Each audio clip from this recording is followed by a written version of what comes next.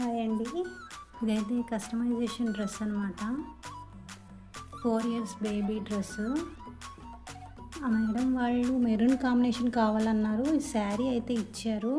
ఇదైతే చున్నీలాగా డిజైన్ చేశాను. చిన్న పాప కదా అని చిన్న సైజులో అట్లా. ఇది ఈ బ్లౌజ్ నేను సపరేట్గా తీసుకున్నాను. ఒక శారీ సరిపోయింది దీనికి. నేనైతే సరిపోదు అనుకున్నాను.